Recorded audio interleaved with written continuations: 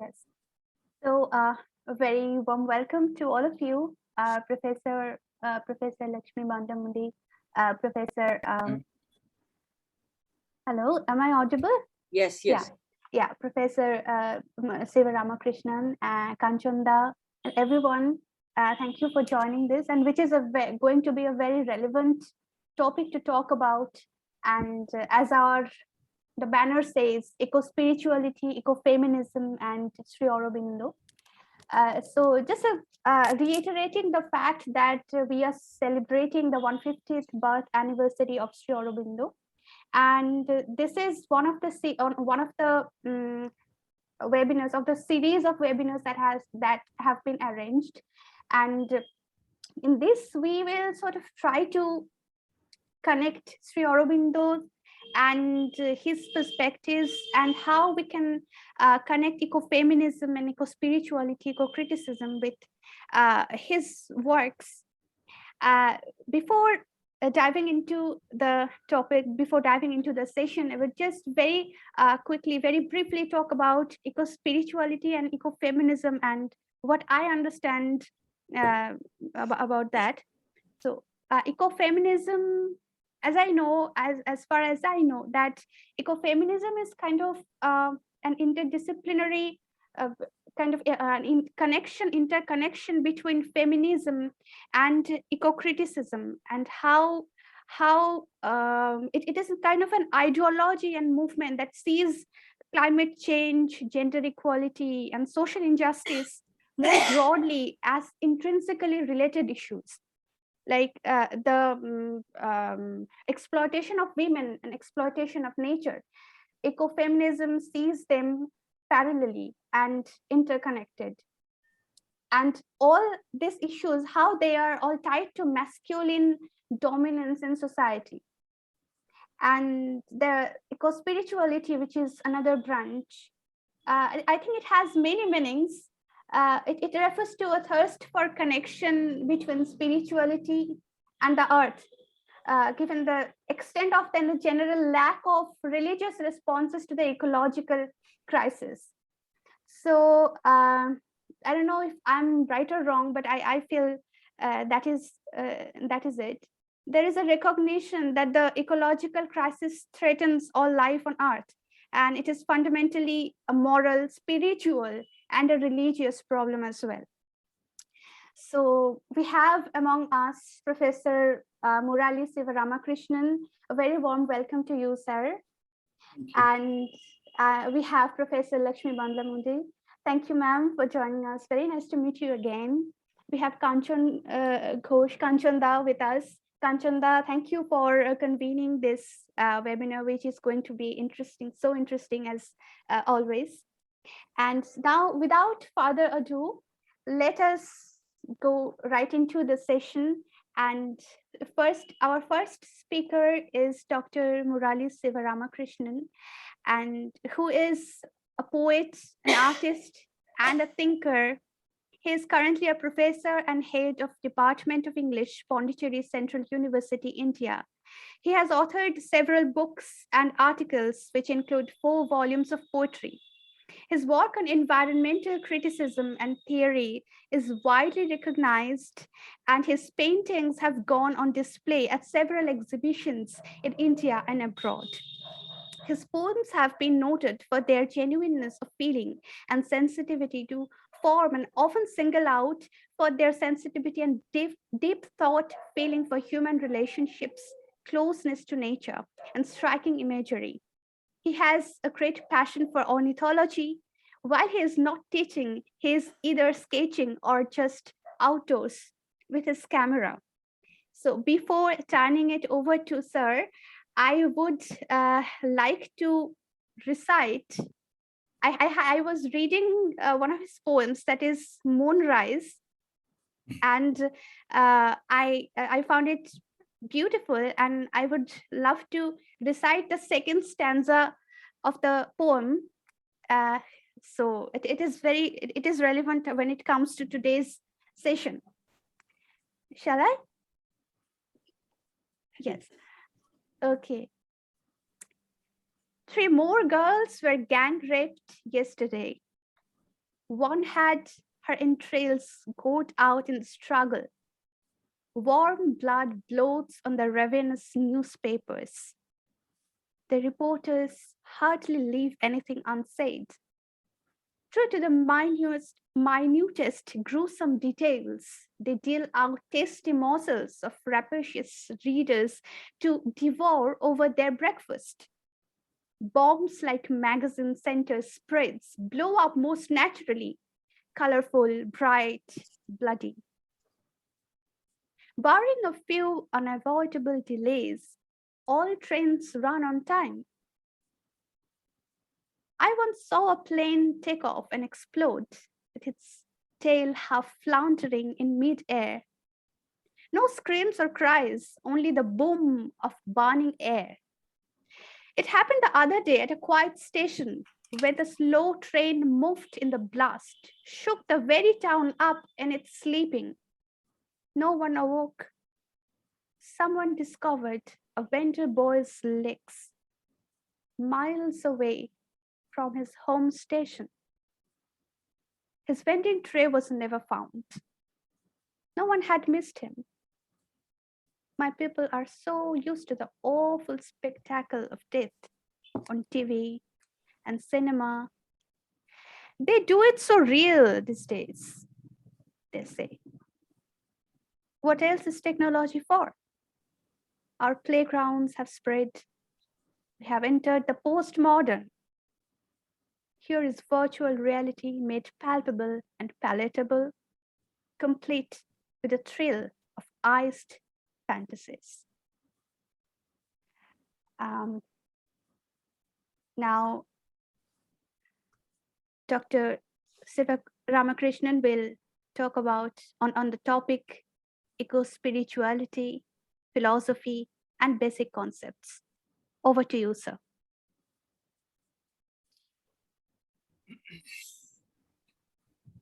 Thank you, Sampriti. There are a couple of things before I start this. I'm really touched that you chose to read Moonrise, one of my own favorite poems. You know, when a young person like you reads it, it becomes more meaningful to me. When it becomes totally different, and so slightly I become emotional when I think about the times that I wrote this. This doesn't mean that this accident happened and immediately I wrote this poem, but it just surfaced. All these kind of things accumulated, and these bits and pieces remained lodged within me and slowly came out as this moonrise.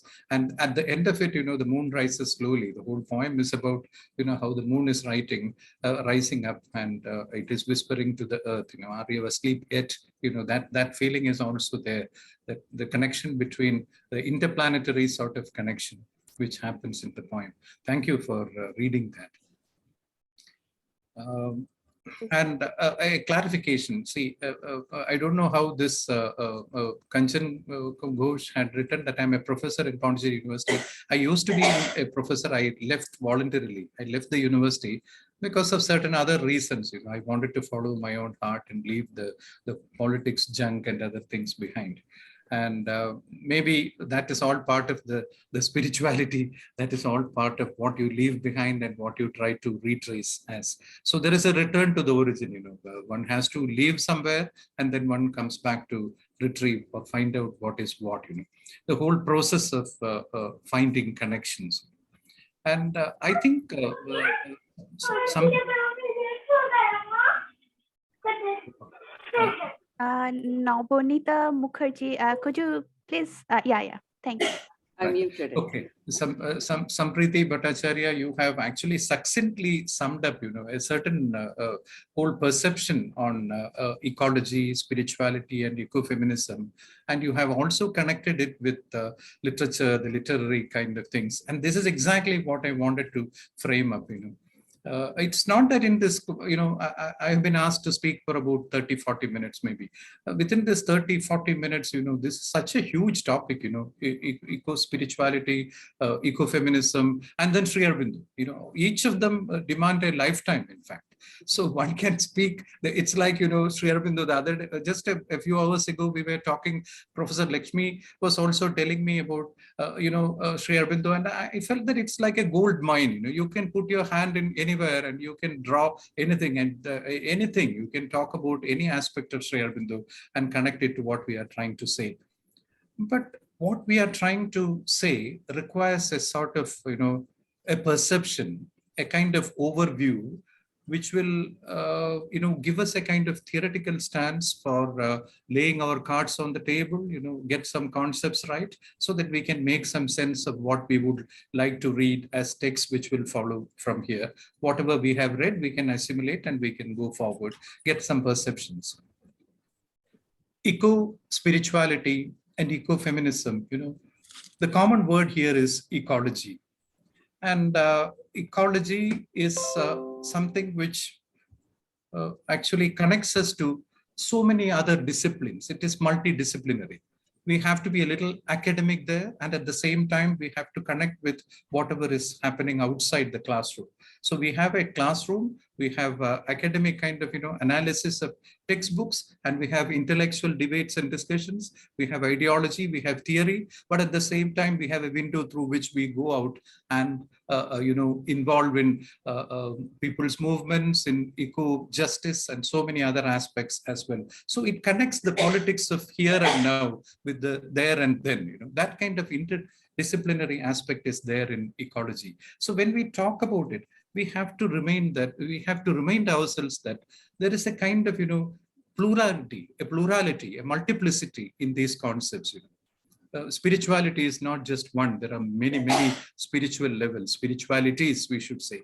And feminism is not a kind of, monolithic movement. Feminisms, multiple disciplinary feminisms. So this spirituality could be a kind of, an umbrella term which could contain, multiplicities at the same time. But then we have to recognize that they have many, not just one. Ecology, for that matter, ecology is a kind of nascent science, something which happened fairly recently. 17th and 18th century is something very close to us when you think about, large history of the earth, or history of the planets, or history of the cosmos, or the universe, or the birth of mankind. Ecology is just a very recent science. It happened much recently, even recenter, I should say, than the medical studies, for that matter. And why was it necessitated? Because there was a reason for connecting the human activities with the rest of the world. And all of a sudden, human beings became aware of the interconnectedness of all and everything. A sort of, connectivity, the web of life, as they say. Everything is related. All living things and even non-living things are interconnected. So ecology is a kind of catchword, which came much later. And we have multiple aspects of ecology. But we can also talk about ecology, environment, literature, literary studies, ecology plus spirituality, eco-spirituality, ecology and feminism, ecofeminism, interlinking these kind of things. The third point is, of course, ecology, spirituality, ecofeminism, and one more point is Sri Aurobindo. So connecting Sri Aurobindo is like, it's a kind of, bringing a sort of hold all. We can put in only Indians, all of us are Indians, of course. So we know the meaning of hold all, we just pack anything. Hold all is not a mere suitcase, it's not a mere bag. You can pack anything. Anything and everything will go into that. So Sri Aurobindo can also be packed into this whole idea here. That is what I have in mind. Now, a basic concept of, geological sciences, geological studies, is this idea of different eras, different time scales. Geologists speak about huge time scales, and they talk about eras. 5 eras have gone by, and the contemporary era, the present era, is what they call Anthropocene, the entry of human beings. So the catch word is Anthropocene. Now, why Anthropocene? They can talk about Holocene for that matter. That is what they used to refer. But of late, people speak about Anthropocene. Anthropocene, as the geologists would say, is the point where human beings have got an impact on the environment. Not that, no individual species, no single species on Earth can impact the Earth and its surroundings like the human species. No other animals, even the whale or the elephant or the largest animal and mammal which ever lived on this world, even dinosaurs, they could not have impacted. Because we have so many ways in which we can connect to the Earth and we can destroy it. We have come to a point where we can blow up the Earth. Recently, I read somewhere that the Americans have got bombs stuffed somewhere which can blow the Earth 9 times up. Now, this is, in fact, in many ways, it is ridiculous, because how can you blow the world 9 times? First time you blow it, it's over. You don't have a second Earth to blow up. But to show the massivity of destruction which is possible, we have different kinds of things, and we try to talk about destruction rather than creation. So this Holocene has become Anthropocene, and the point is where the human beings in the web of life can be very, very dangerous, and absolutely the end of the world, we can predict it. Maybe if you look at it in a larger way, like the physicists or the cosmologists, this is just nothing, because human life, what does it really matter? We are just, probably you must have seen the recent, not recent, 21 Hollywood film called The Moonfall.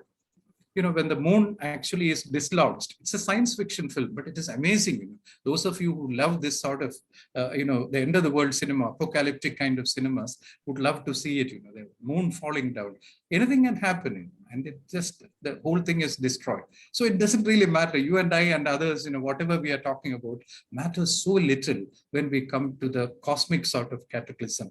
That could happen. But then if you and I initiate it, then we have responsibilities. And responsibility is a very loaded word. Human beings have a tremendous responsibility, because human beings have come to this point that we can say, enter man, ecce homo. And once we enter, we have come to a point where we can destroy anything and everything at the touch of a button. So that rings a bell. It cautions us. We have to be careful. So we begin with this notion of ecological responsibility. Each of us, we are leaving our carbon footprints in this world in several ways. We are destroying the world. We know that.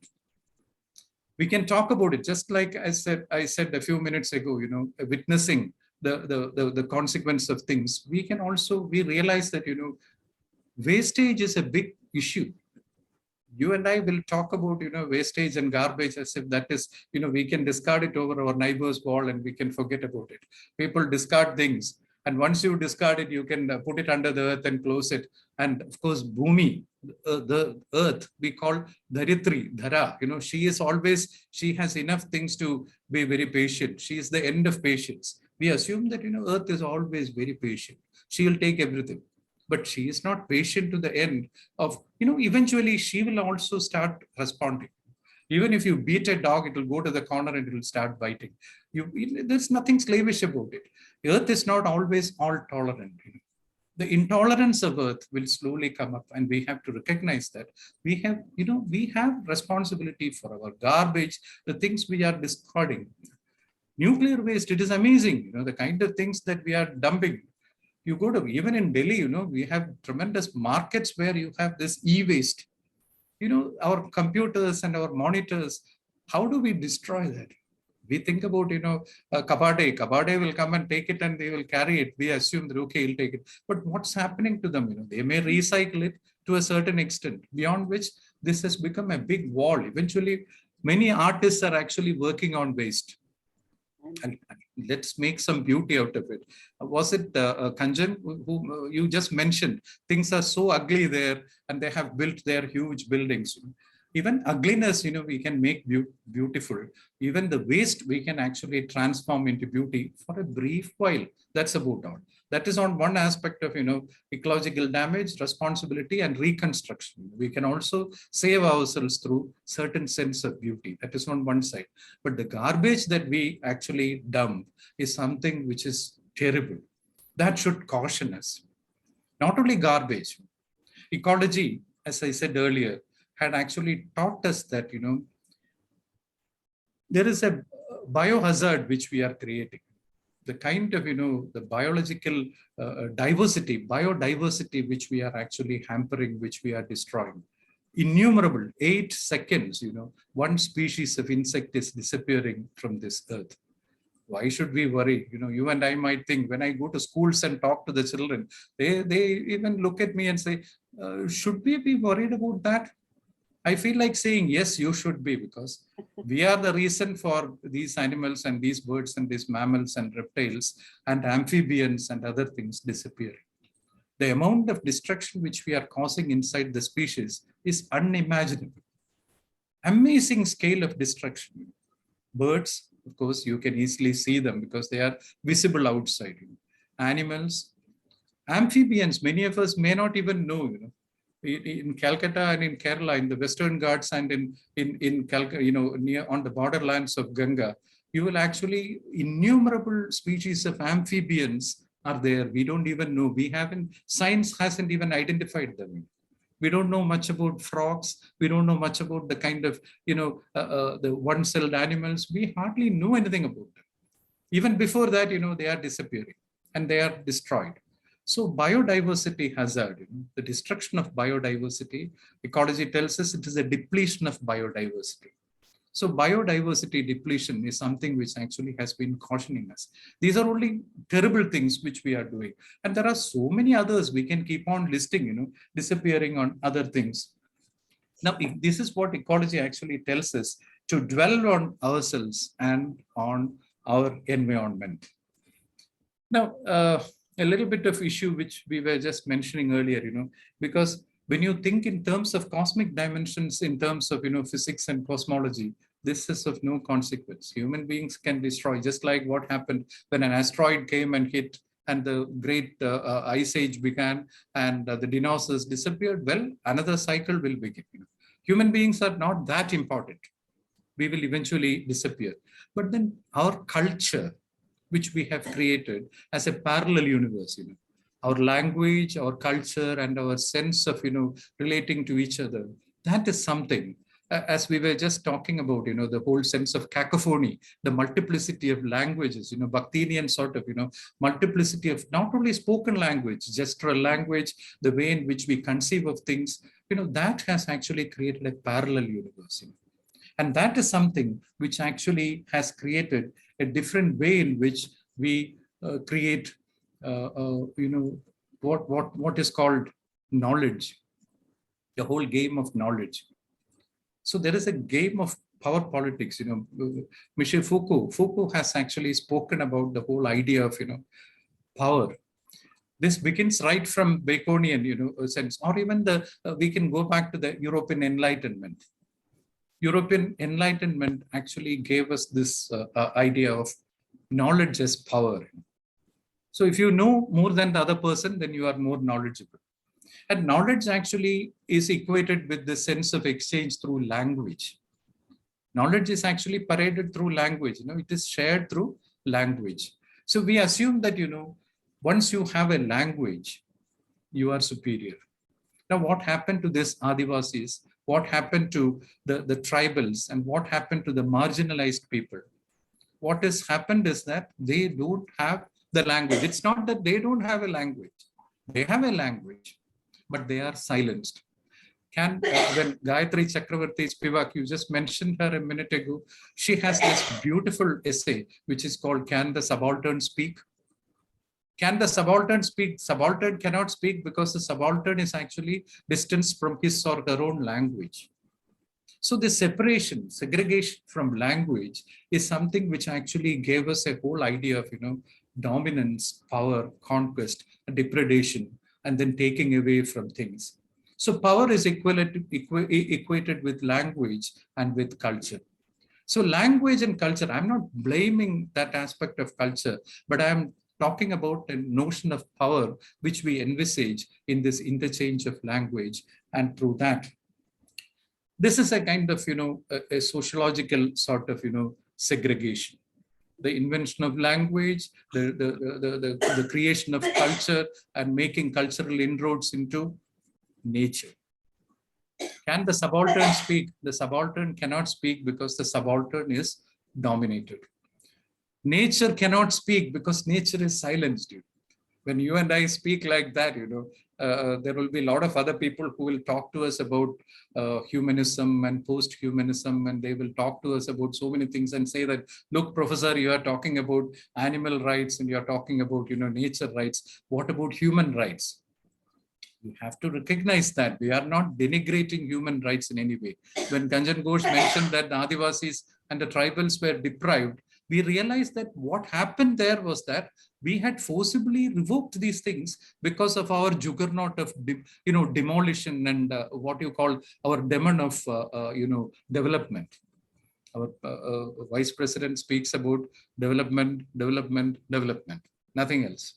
So we assume that development is the right way, and through development we are depriving these people, and this happens because of our because we are psychologically subjugating them. We are dominating them. Not only the Adivasis and the tribals and the unconditionally segregated, socially segregated, but women are also separated, segregated, dominated, subjugated. Women and nature are equated in several ways. This is what brings me to ecofeminism, for that matter. Feminists were so thrilled when ecology and this notion of eco-consciousness evolved. There are many schools. I wouldn't say that women are equated with nature. There are so many feminists who would say that women and nature are equally dominated. Male domination, subjugation, power play, cultural inroads into feminism and things like that has brought ecofeminism into the foreground. There are several feminist thinkers, especially French thinkers and so many European intellectuals who actually claim that this is one way of marginalizing women, for that matter. They wouldn't accept women are subjugated because of several other reasons. You shouldn't just equate them with language, just like nature, because women are there as creators, producers, and the motherhood is there. We equate nature with nature, mother nature, so woman is also mother. So we have, it's a very naive sort of connection between woman's menstrual cycle and nature's cycles, and this sort of things people assume. A lot of feminists who protest, I have had many times, I for a brief while I was a Fulbright professor in the US, and when I was talking about Indian concept of matriliny and so many things, lots of hardcore feminists stood up and spoke against this sort of thing. So we had a live debate, and idea of how perceptual difference is very important. I'm coming to that because when we link up ecofeminism with spirituality, we call for a totally different perception. The perception should be altered. It is not as if we continue to assume that human beings have got a right in this world. Our history is the right history, and our way of progress is the right way of progress. And we have what is called the force of development, which will push aside everything else. Just because we have discovered language and culture, it doesn't give us the right to destroy. It doesn't give us any way to step on something else. Just like Mahavira and the Buddha would say, peace. Ahimsa, that is the most important thing. But we don't realize that. We assume that all these things is just, now this political subordination and this, I'll take only a few more minutes. Women are silenced, nature is silenced. This is the connection with ecology, which actually brings me to another core word in this idea of ecologically sensitive environmental criticism, which is binary.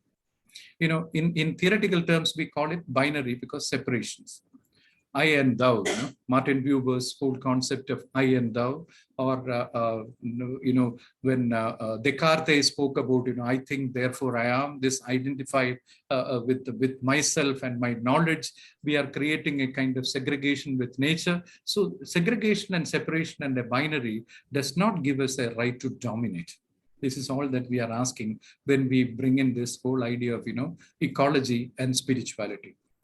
Spirituality, I know that these are all very complicated concepts, and we are just passing through, millions of years of discussion and theory, and we are just passing into these ideas very simply.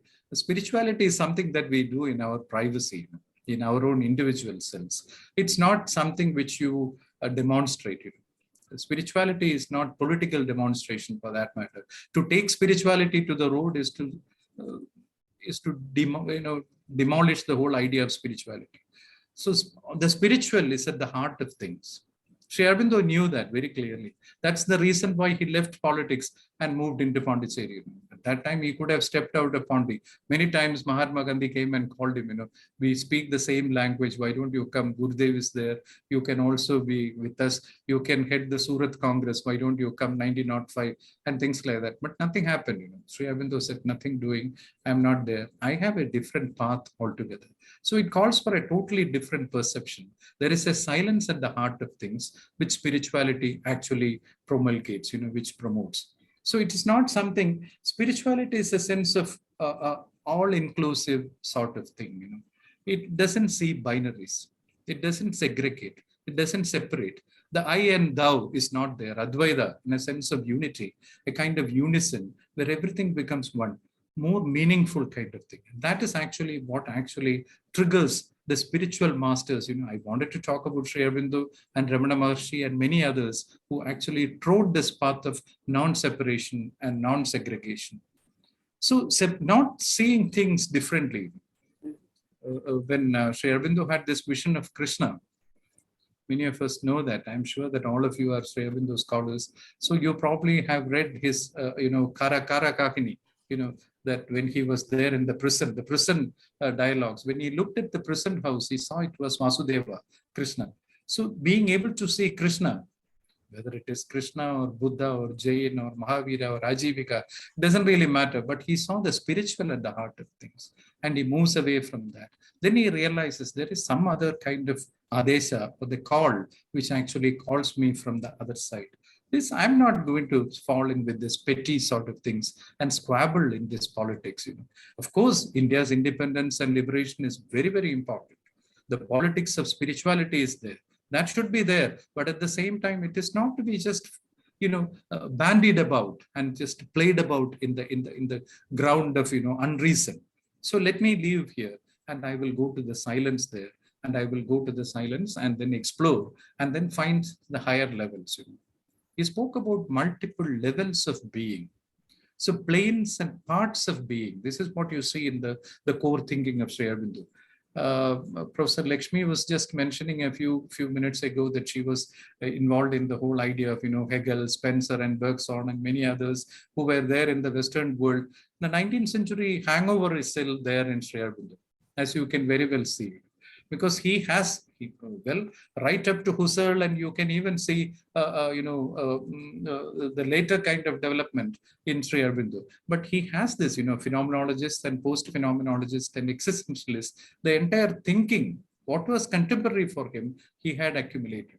And he could not actually see the difference. Hegel speaks about, unity and then synthesis. Sri Aurobindo also speaks about a synthesis, a union of the lower and the higher levels, para and apara. Both together, apara reaches the para levels. And synthesis is something which actually gave him a higher level of understanding.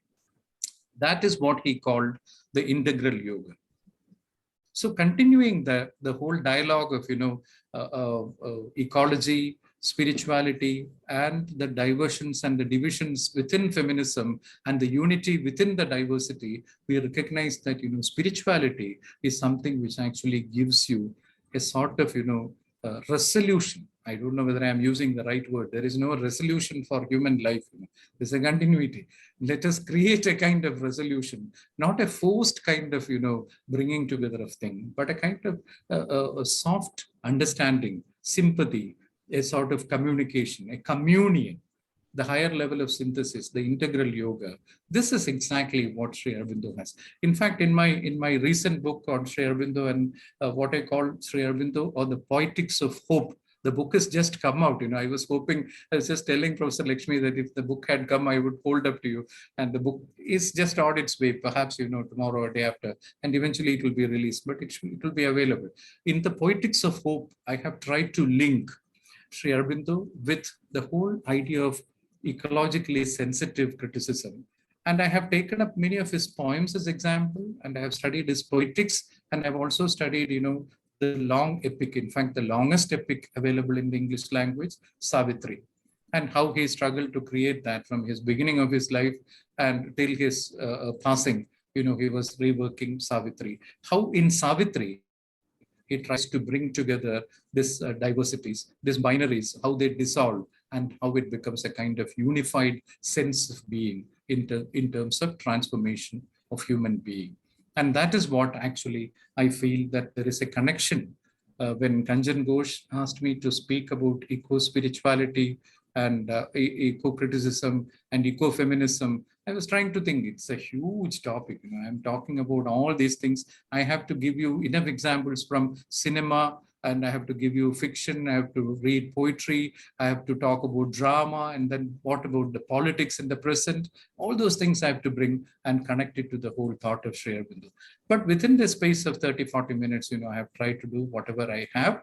But I hope, I'm justified in making this presentation. But it will be nice if we have a kind of conversation. So it is not a conclusive statement. This is what it is. Take it from me. I wouldn't say that, but I will leave it as a kind of, debate. As Professor Lakshmi would say, this is a sort of, open discussion that we would like to have. Let me leave it like that without concluding. Thank you very much. Right. Thank you so much, sir, for comprehensive and exquisite speech. And we will come to the, I had some observations and insights, which we will come to by the end of the session. After ma'am's speech, we will come to that. Thank you so much, sir, for this wonderful, enriching speech. And now we will turn over to Professor Lakshmi Bandlamudi. Let me just briefly introduce.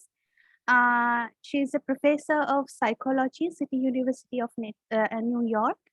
And she grew up in India and immigrated to USA in the 1981. And she earned her MA from Columbia University and PhD from GC, City University of New York.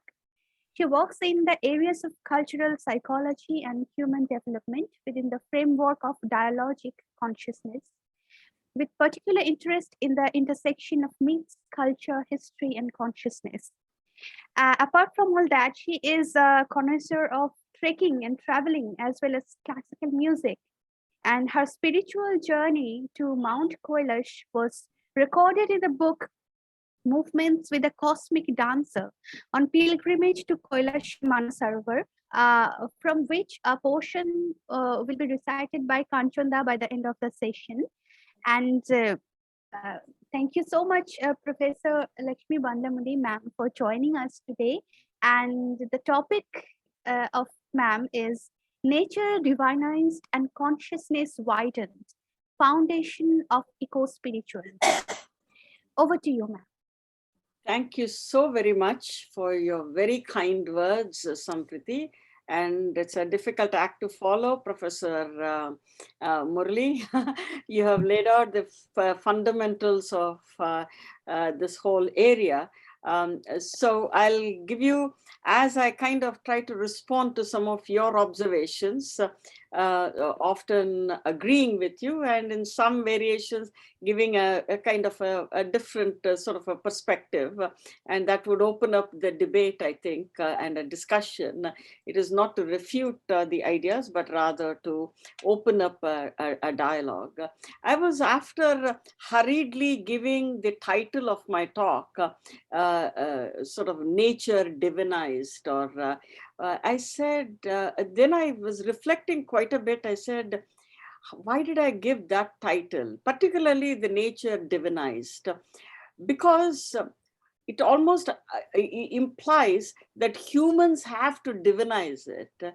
And then as I was reading Sri Aurobindo and I was reflecting on many things, I said, nature itself is divine. I don't need to go around divinizing it. It is divine energy, so there is no dispute on that part. And that is what I kind of, because since you held my book, Movements with the Cosmic Dancer, and I'm whatever, Shiv Bhakt, and thinking about, I read quite a bit of Shiv Purana and Skanda Purana and all that, almost like a literary text and a great, I love stories. So the very Mother Earth itself was created long ago when Brahma approached Shiva and said, give me the part of Shakti from you, separate it from you, so that I can create this wonderful earth. And that is how Shiva kind of, gave the Shakti to Brahma, and Brahma created this earth. And then it was in the nascent, so it was very in a diffused form. So earth itself is energy. Earth and nature, all forms of life itself is Shakti. I have lately in the several years, I've come to kind of, I'm very disdainful of any isms. These isms, as Professor Murali rightly pointed out, they become declarative statement. So I prefer this Prakriti and Shakti, that's, I find it far more energizing than this sort of ecofeminism and all that. I've been trained in feminism. I think I've taught feminism, every branch of feminism. But deep down, what gives me the strength is really going back to the Indian ethos and learning from that. So that seems to be very, very critical, because as Professor Murali rightly pointed out, we transcend the binaries. So in any case, coming back to the Shiv Puran, so Mother Earth itself is energy, it is Shakti. So it doesn't require any human intervention. And so in the form of Devi Sati, she was not able to rise to the level to become the Adi Shakti, because energy was in a very latent form. She needed to get, so only when her body was disintegrated, it became Shakti Peets. And then the mother nature, Prakriti, was reborn as Parvati.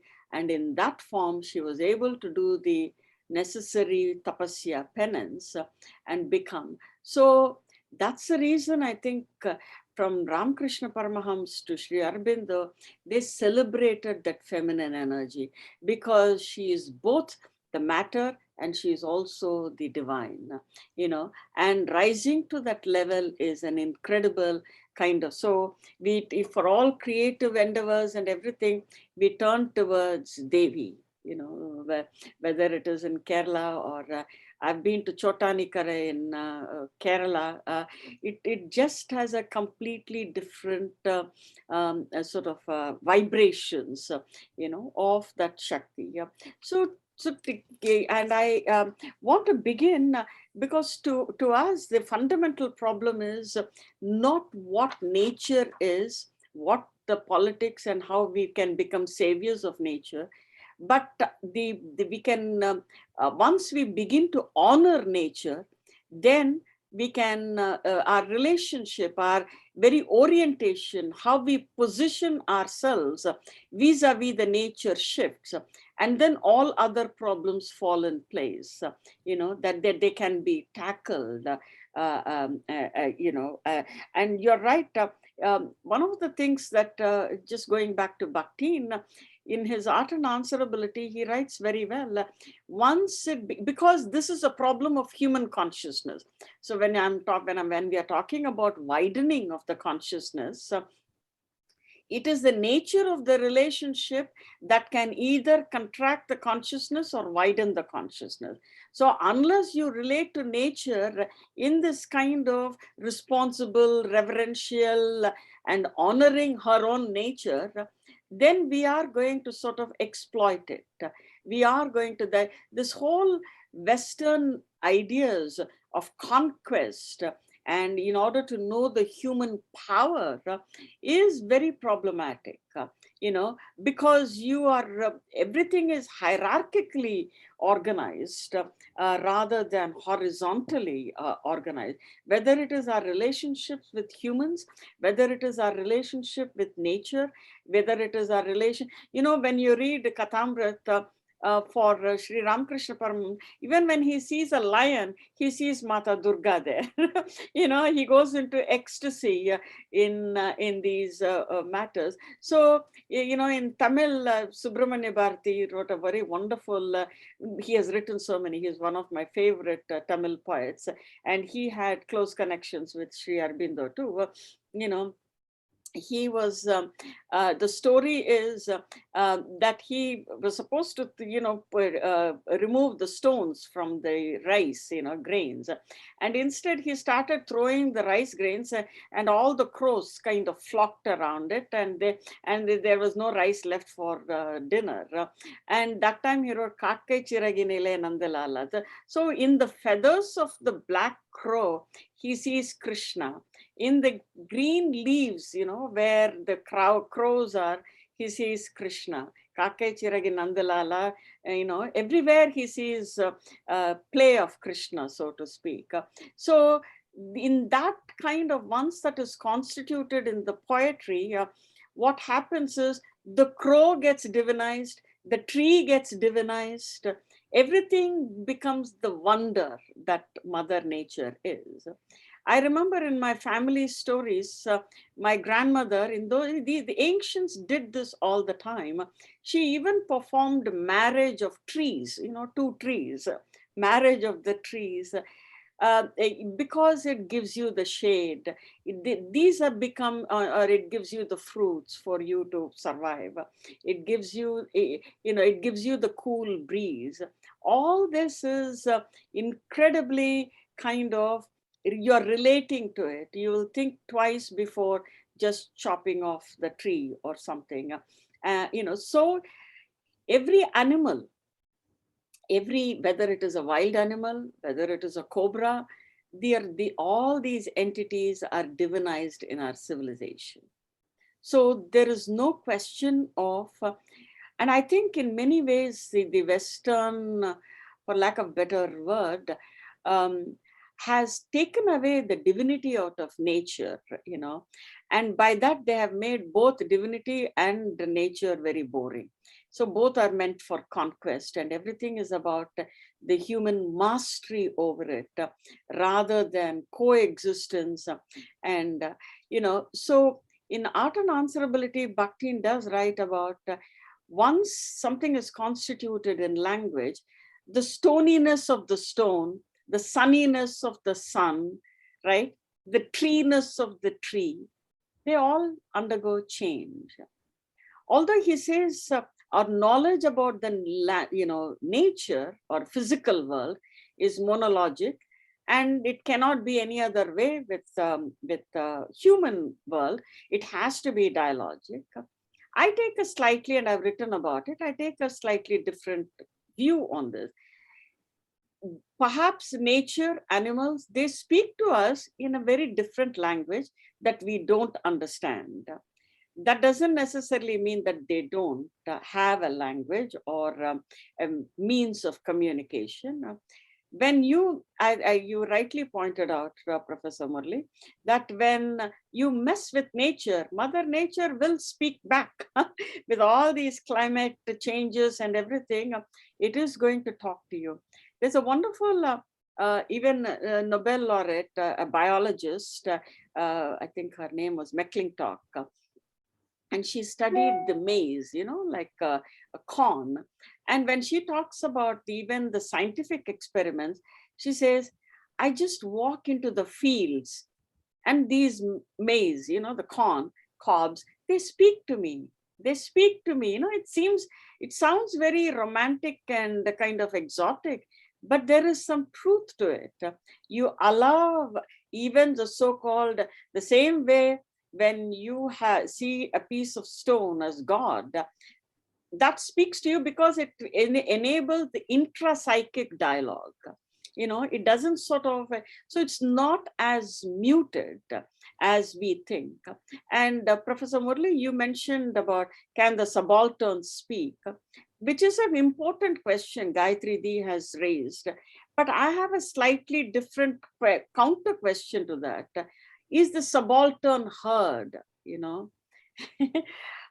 because all these tribal cultures, they had their own customs, they had their own forms of storytelling, they had their own forms of rituals, they had their own craft work, they had their own way.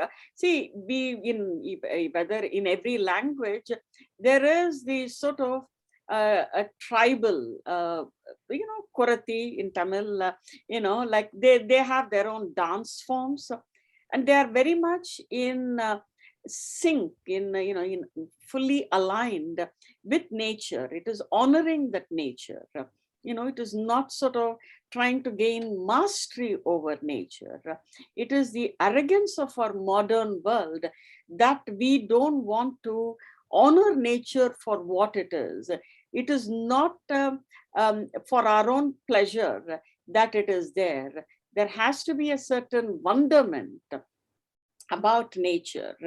As Sampriti pointed out about my little introduction that she gave, I grew up in Chennai. We would always sleep in the open terrace, and my grandmother was a master storyteller.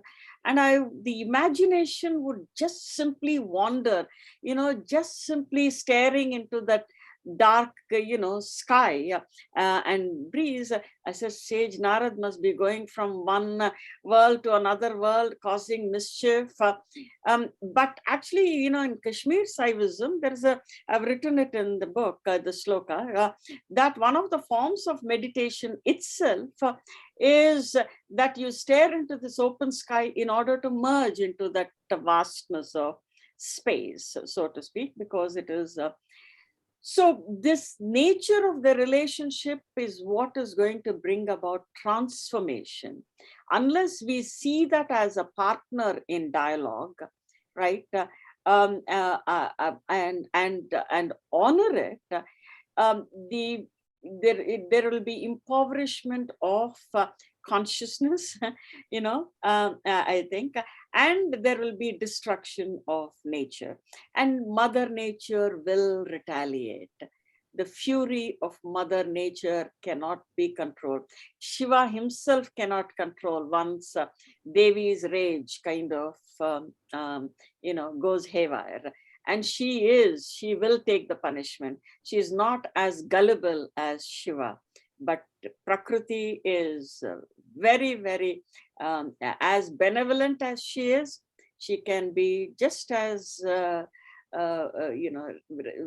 very strongly reprimand and punish. So unless this metaphysics is changed, right, we will not be able to. So I just want to read a poem, because since we are by Sri Aurobindo, actually, it's collected poems. I think this audience will like it very much. The title of the poem is Transformation. My breath runs in subtle rhythmic stream. It fills my members with a might divine. I have drunk the infinite like a giant's wine. Time is my drama or my pageant dream.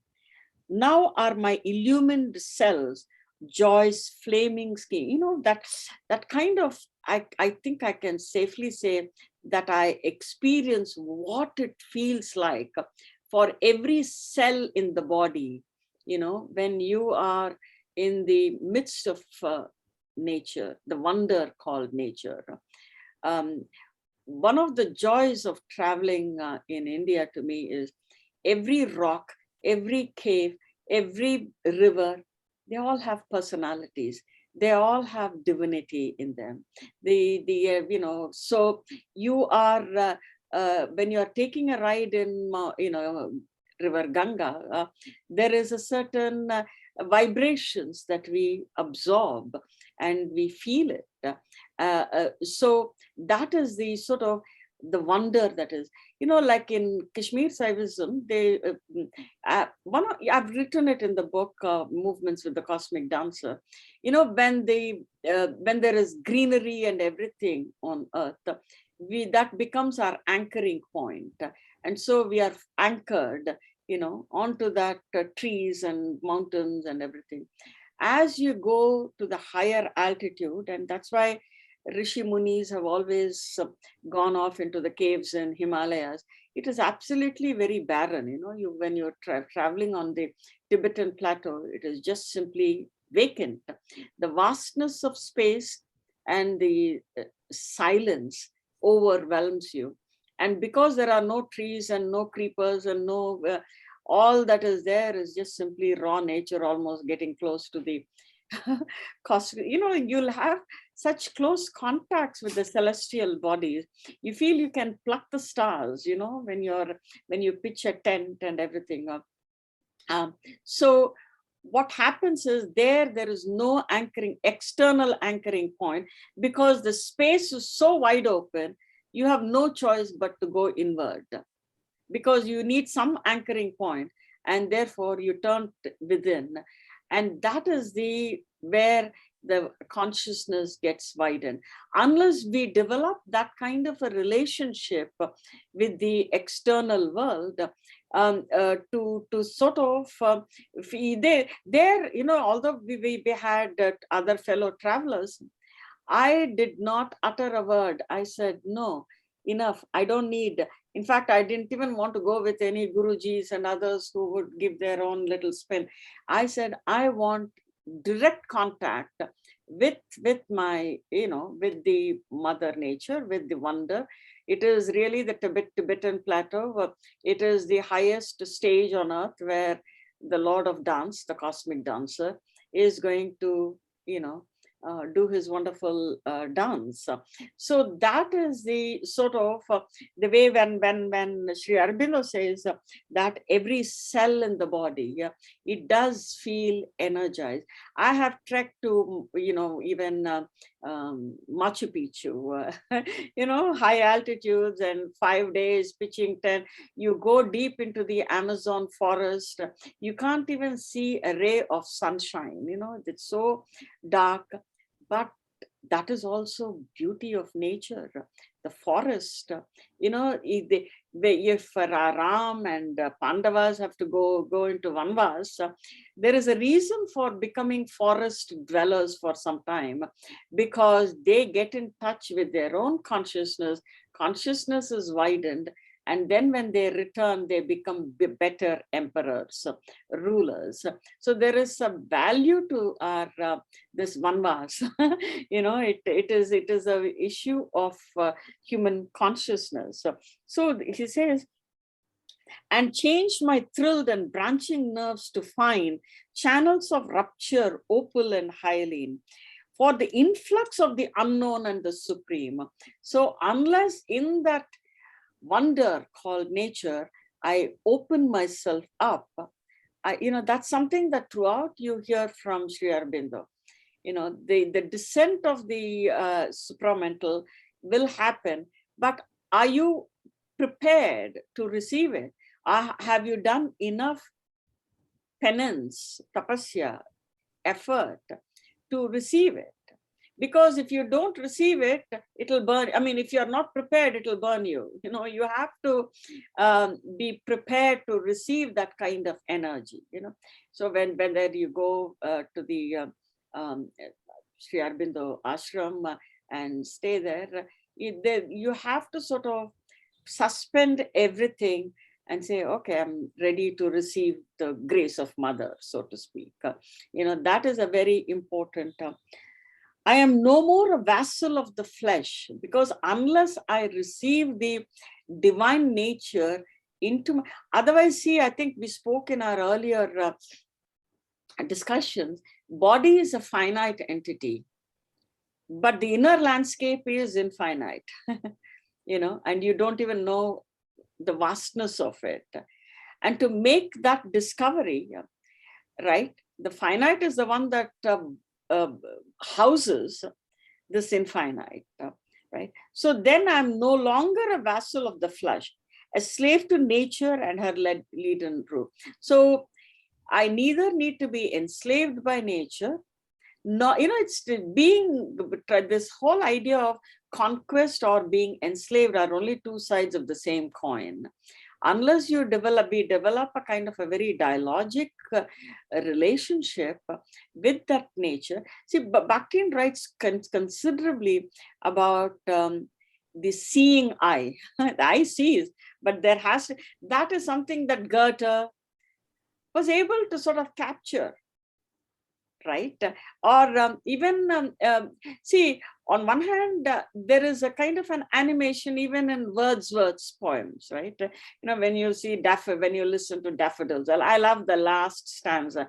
For oft when on my couch I lie in vacant or in pensive mood, they flash upon the inward eye a bliss of solitude, and then my heart with pleasure fills, dancing with the dove. So if you have ever been to that Lake District and pass through and see that blooming daffodils, it does provide a certain delight, in that poem and that landscape and that how he has animated it. But our Sanskrit or even Telugu or every language, the great poets have also animated and divinized. They showed I'll take the word back. They have displayed the divinity of nature. It is not like through their efforts it gets divinized, but it's already there, right? So that is very, and that's the reason I think, as you were pointing out, Professor Murali, that education system, when you're not introduced to such poets and thinkers, right, and you are only politicizing it, and that is perhaps one of the biggest problems of these tribal groups. You're only using them for political ends and claiming to be bringing them into the mainstream. In fact, I say, I love their own civilization, their own culture. They have their own language. I used to dance and sing I'm trained in Carnatic music. So there is no concert or a performance that we give without singing folklore. The folk is a very important aspect, of our civilization. I remember when we were in, there was a Jaya conference that was convened by the IGNCA in 2007, and my book on Mahabharata had just come out. And there were tribals and everyone who were telling the Mahabharata story coming. And I was quite kind of irritated, for lack of better words, when these scholars, how do we make sense of this? You are only bringing in Foucault and this and that. Now, I have nothing against Foucault or anybody, but you're not willing to understand their language, their logic, their storytelling capabilities, how they see. Even Mahashweta Devi's Dopadi is a very provocative and a good one, because I like that story very much. More than actually, I will say, Gayatri Spivak's commentary. I like Mahashweta Devi's, how she, because the logic of the tribal world is different. That's why Dopadi finally says, she dares the person to say, okay, disrobe me, let me see. So he is very stunned by that. It's not like so it's not, that's why, Professor Murali, that I have slightly the issue with being a Bakhtinian, with the Gayatri, these, can the subaltern speak? I don't think the world is just simply so hierarchically organized. I mean, we can debate over that, and I would love to hear your, in fact, I take Bakhtin's Carnival as a kind of a counter, because they had their own space where they had their own ethical, aesthetic, forms, where they were able to kind of articulate their own. That's why I say and no one wanted to, even in that assembly of our academics, I think we are the most, there are many kinds of snobbery. The worst kind of snobbery is vidvat garvam, they say, garva, you are not listening. And the sad part I found was the people who were able to speak theory did not have the tools to speak. And in fact, having convened the Bhaktin conference, there were many coming from small town. They knew about these carnivalesque storytelling, laughter, and everything. But they could not write an academic paper for my book, because they knew the experiential world, but they didn't have the language to kind of, speak about it.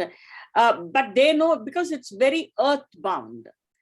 See, that earthboundness of the philosophy also, see, in our, in the Sanatan Dharma, that there is the universal Brahman, but there are also Gram Devatas, like the manifestation of village gods, it's very locally bound. There are many, many rituals. And so it's very much, so it's both universal and local. This binary is not there.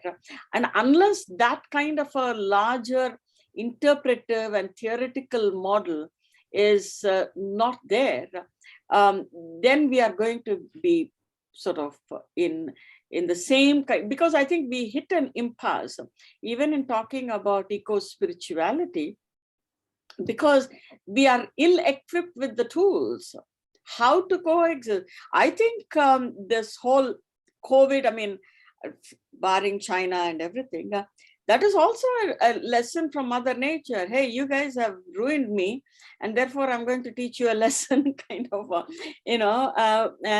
because I need to sort of rejuvenate and refresh myself, so to speak. So what, my soul unhorizoned widens to measureless spirit. My body is God's happy living tool. My spirit is a vast sun of deathless light. That is what Sri Aurobindo, in that small poem called the transformation and the widening of the human consciousness cannot occur unless there is that meeting point between human and nature in every form, all forms of life. We are only one form of life. We are not the only sole masters of this universe. There are others. And so whether it is just simply killing animals to put it as, for that matter, I find it rather offensive. When people go build homes, it's so common in America, perhaps it's getting to be same even in India. For your delight, a lakefront home and a river, you're building it so close to the waters. When there is rain, it gets flooded, and millions of dollars they get the government aid. You are not honoring the in Malayalam, do you remember that film, the book Chemin? It had the most wonderful songs, about fishermen, their own culture, their own ways of how to, worship before going into the sea, because the sea itself is Mother Nature. So, there is, and the songs are absolutely captivating. I love that book. I think, it's a very nice classic, I think, in Malayalam literature. And the same is true in so many, whether it, one of the things that twice I have trekked in Mount Kailash, and so when you speak to the Sherpas and when they guide you, they are not speaking the language of conquest. They said, pray to God. The mountain is a god. The river is a god. The rock is a god. And even throughout that path, you will see people sort of gather few small, it's called canes, like you put them, you assemble them, and then so whatever it is that these things assume a kind of an a higher power. It is not something that it is just simply contained in it, but rather that our relationship to it, right? Whether it is a small stone or whether it is a cave or whether it is, all these things have, like before, actually after writing the book, when I went to Badrinath and I saw the Vyasa cave, it was a very incredibly special moment where the cave is at the intersection of Nar Narayan Parvat, actually quite literally. So the wonder that you experience, that Vyasa is that kind of a mediator between the Nar and Narayan and telling us the story. And few feet below that is the Ganesh Cave, where Ganesh is the scribe and he writes that. So whether it is through literature or whether it is through dance, since I've written a chapter on dance, and that was based upon the Bharatanatyam dancer Malavika Sarukar. So very often, rather than these so-called activists who just want fame about ecological whatever, feminism and everything, I have greater kind of regard for, like a tribal woman or whether it is tribal or a poor woman. She was unable to conceive children, and she actually got, and so she decided, if my womb is barren, I must at least recognize the fertility of Mother Earth. And throughout in that Karnataka, she has planted so many banyan trees. Her name is Timmaka. And Malavika Sarukai did a choreography of that, about her, about how she becomes empowered by planting trees. I remember when I was in school in Chennai, every year we used to have a tree planting ceremony. I don't know, in other parts of the India also we have, I'm sure, right? Tree planting ceremony and honoring the tree, and so many classes. In fact, even when I went to, it was a surprise visit to Vishwa Bharati, and I had given a lecture the previous day in Jadavpur University and University of Calcutta, and so they kind of alerted them, and so it was a last minute kind of very informal gathering under a tree in Vishwa Bharati to give a lecture to the students. There's something that is incredibly joyous, and it does energize you. Even if you have not prepared, I didn't have my books. I was just simply, I wanted to go pay my homage to Gurudev and wander around every nook and corner of Vishwa Bharati, where Tagore sort of wandering around and where he got all his wonderful ideas from. So when we are entering and walking on that space is a way of absorbing that kind of creative energy, right? So for that matter, even in one of the great Tibetan poets, I don't know how many, I strongly recommend, and it's called The Songs of Milarepa. In the 100,000 Songs of Milarepa, great Tibetan poet. And he also captures the wonder called the Tibetan Plateau. And now when you are actually the world of Tibet, because it is such high altitude, and when we are, passing through that, and when there is a different kind of, and I before writing my book Movements, I was reading quite a bit of Milarepa. I said, oh my God. And I even went to the cave where, it is right at the very entry point of Nepal and Tibet. Of course, China has ruined many things. It's really a cultural genocide, what's going on in Tibet. But he writes about, see, all the ancients knew very well how to honor, nature, how to pray. And so the very first encounter with Brahmaputra or anything, Mansarovar, there is a certain art, there is a shift in the way we touch the waters and scoop the waters and consume it, because we are showing that reverence to Mother Nature. So when nature, this is the beauty, I think, of I don't know, Indian Sanatan Dharma, however you want to call it. Because when, you know, I have been to the entire Char Dham. And so when you are looking at Yamuna, it's a completely different feeling. She's very enchanting. She's very beautiful. Just the way she flows. I said, Bapre, this is really, she's amazing. And then when you go to Gangotri, oh God, it is so, with such force, Ma Ganga flows, and it practically, you could be swept by it. So, you know, there are chains and everything. Even to just go take a dip in it is like a miracle. If she chooses, she can easily pull you into her currents.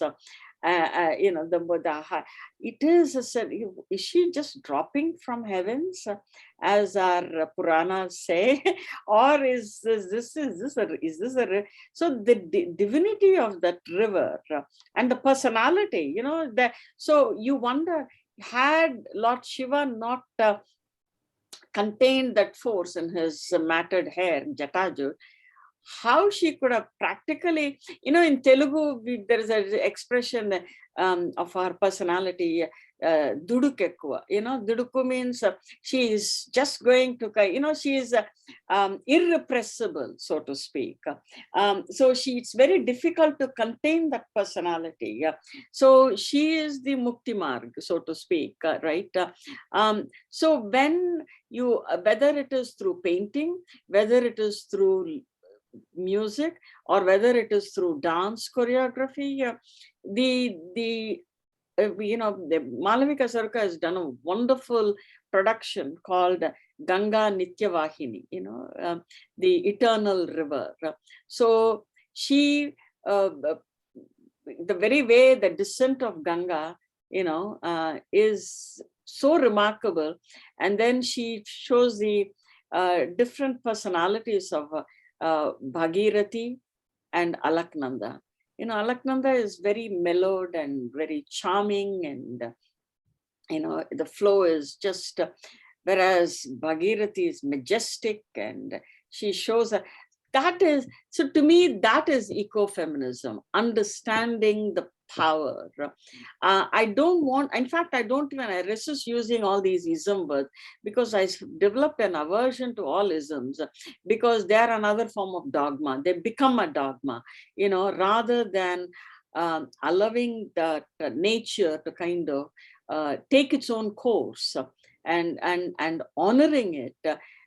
We want to control it, and we want to attack it, and we, you know, and we want to dump so much.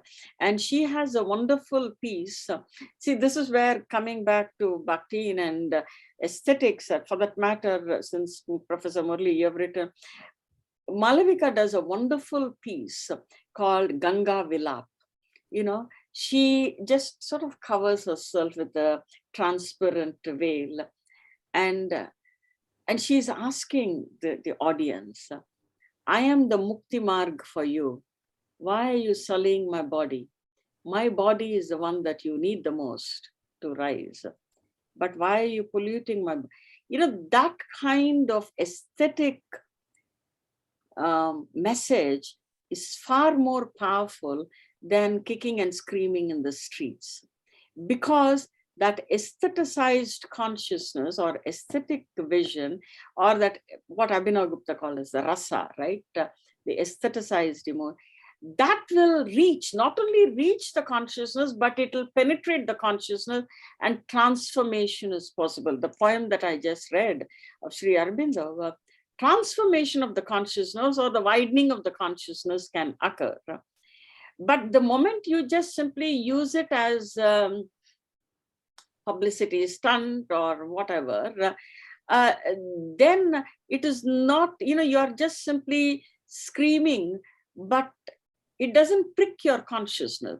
So when I sat in Naradagan Sabha in Chennai, and I've seen that production many, many times, and I've written about it in the chapter in a book, and the title of that was Dancing in the Sky of Consciousness. So what happens is, then you are able to sort of say, wow, I am feeling guilty. I should do whatever little I can to sort of show the reverence, right, to the great eternal Nitya Vahini. Yeah. So these are so what happens is, when you are in that space itself, there is a wonder. Right? You're not just simply capturing photographs to post it on your Facebook or social media, but rather you're absorbing it at every moment. You are internalizing it. In my own kind of very modest way, if every cell in my body is going to feel energized by it, even in a very small way, I feel grateful. Oh, wow. Okay, this is the wonder of Prakriti. This is the aspect of Shiva that has been. So mother worship that we are all so familiar with is really, that's why I think it is both matter and divine. And that's why we celebrate Devi Mahatyam and all that, because it is not sort of separated from, from this earthliness, So I just want to, because open it up for dialogue. So I just want to read a short passage from, of course, Savitri. From Savitri, Gayatri, the wonder that is the mother, or the mother nature, is something that all these great poets have captured in their language, right? So this is from Canto 2, the Adoration of Divine Mother. I thought that was that's more appropriate to our discussion. A stillness absolute, incommunicable. In all of Aurobindo, that silence he captures so much. My grandmother used to say, Nishabda, Nirvikara, Nirguna, Nirvikalpa, there is, Nirguna. So he's beyond all that. And that silence, Nishabda, is the exhausted word has to retire into that silence. And unless it is absorbed into that silence, it cannot be refreshed. I think meanings get detached from words after some time. And then in order to connect, once again, reconnect it, you need that nishabda. Meets the sheer self-discovery of the soul. This is so beautiful, right? This stillness of absolute incommunicable meets the sheer self-discovery of the soul. A wall of stillness shuts it from the world. A gulf of stillness swallows up the sense and makes unreal all that the mind has known. That is the wonder, right? Why do we make discoveries in this Vanvas or wherever? Because it purges the mind of all this rubbish that we have accumulated, and then pours in some new divine, because divine knows what is pure and what is impure. And all that laboring senses still would weave, prolonged and imaged unreality. Self's vast spiritual silence occupies space. That, I'm just, because you can go on, because generally all of us, I think, we can get carried away once we touch any, you don't even need to search for it. You just simply flip through the pages and you will find something that just simply comes to you and say, okay, this is appropriate. So it's not like as if we have to sift through all of, any page that you open, you'll find something of value there. So that to me is divine nature and widening of the consciousness. And unless that meeting point is absorbed, the widening and transformation, I don't think can occur. So let's open it up for dialogue now.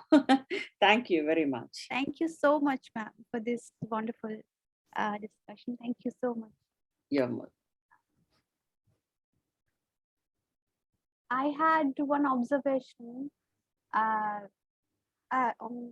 Professor Murali sir also was saying that I find the whole notion of deification is really problematic. If we look at the Satyajit Ray's film Devi, so when we deify someone or something, don't we feel that we deify women, mother earth, mother nature, mother country, and we kind of assume that mothers will tolerate everything. Whatever we do, they will tolerate everything. And I think therein lies the problem that sir was also saying, ma'am was also saying, that nature will speak back and there is a limit to tolerance. And so deification is really problematic when it comes to it depends on the nature of deification. I hear your point, Sampriti, and I think it's point well taken. When mothers are sort of deified, and when you don't recognize the humanness of it, you think mothers can do no wrong, and that is a trap. And that trap we need to resist. I completely agree with you, on that. But that's why, what is the relationship to the divine? That is the most important thing. Don't deify it because it is convenient for you. Deify it because that is how you genuinely feel about it. And elevating somebody to abnormal heights is, I agree with you, absolutely problematic. Just to give you a small example, I had a very warm and a productive relationship with my advisor, American. He knew nothing about Mahabharata, and I appreciated all the efforts that he made. Oh, Draupadi, what a character, and he was fascinated. And it took me many, many years to get a contract for that book, because I was not playing if I had written that book as politics of caste and gender, Karna and Draupadi, I would have been the head at, I don't know, Harvard or something. But that did not happen. Instead, I'm talking about the open-endedness and dialogic consciousness. So, and then the Western world, as Professor Murali, as you know, the novel is the emblem of human consciousness, and as if it is separated from the epic. And so I said, no, this is a different situation in India, novelization of the epic and the epicization of the epic and so on. So eventually, after many years of struggle, the book, and I did dedicate the book to him. And it was a small book. And I said, I'm going carnivalesque. I'm not going to get very mushy and show all my reverence to you. I'm going to tell you what a pain in the neck you were. In America, we call our professors by first name. So Joe, I'm going to say, so he was telling all the other students, oh, Lakshmi is going to go carnival and she's going to drive me crazy. And it was all in a good humor. And so at one point before my talk, he said, hey, Lakshmi, where you come from, I'm supposed to be God, right? I said, Joe, where I come from, we humanize our gods and have fun with them. And I'm not about to deify you and make it boring. So you have to take my Ninda Stuti, and I did not tell him about in the very first chapter of Natya Shastra, Bharata's sons started uttering profanities to their gurus, and then they were condemned to earth and they brought the great art to earth. So behind every curse, there is a kind of a reason, right? So I agree with you that to constantly elevate it to some abnormal heights, it becomes a trapping. When a lot of times when I've spoken about Mahabharata, particularly in England, oh, aren't you a Gandhi? I said, please don't pull me into the Gandhi trap. I know, I just had it. Sorry. I mean, because it becomes a trap for me. Yeah. How, I have to talk about the human condition. I mean, my sense of Mother India comes from Sri Aurobindo and Subramanya Bharati. I'm sorry. It just, it becomes a trap. It feels like I have to speak this non-violent, whatever language. And that is the limitations. And I want to tell them, cut it out, I can't handle this. So I agree with you, but I think that doesn't mean we need to completely take the divinity out of it. But I think what is the nature, how we relate to the divine, because Ninda Stuti is already there, is permissible in our system. Because even Shiva, we talk about how Bola he is, how he keeps giving boons to all the Rakshas and Tarkasur and everyone. So, there is a different way we can sort of reframe it. So, go ahead. Sorry. Okay. I think Sangadi, your point is very well, Sampriti, your point is very well taken. In fact, these are all, anchoring points, as we would say, in the context of debating culture and politics. The whole patriarchal system, human history has been history of his life, his story. It has very seldom been her story. So history, you can very well see, has been masculine and patriarchal. So it had centered everything on the male sexuality, So that way, this phallocentrism in terms of language and culture has marginalized the woman. And the best way to marginalize a person is either to you blind, to be blind to them, blindness, or to silence them by deifying them, by putting them in in all government offices in the present, for instance, in India, you will see the smiling face of Mahatma Gandhi, and under that there will be a slogan which says, "He showed us the way." I don't know if any politician ever in India actually recognizes the quality of that great saint who showed him the way. But that is one way of, silencing and subjugating and putting him up, So that way you have deified. So when the female is deified, the Devi, Devatas actually, surface. But that doesn't actually take away, as you very well said, Professor Lakshmi, it doesn't take away from the quality of the divinity. Although masculine history and patriarchal history has sidelined the female goddess has always survived, whether it is in the terrains which are not, we call it Margi and Desi, We have this whole concept of the Margi, the high culture, and the silenced culture, the Desi culture, the subculture has always cultivated or continued to, uphold the tradition of divinity in the woman. So the divine woman is submerged, and she still continues to be.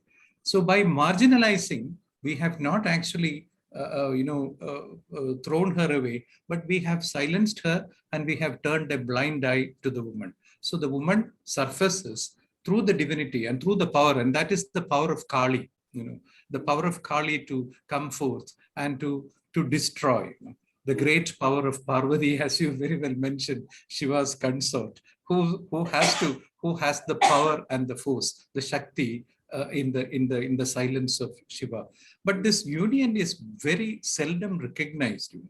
This half Ardhanarishwara, the notion of the man and the woman in one set.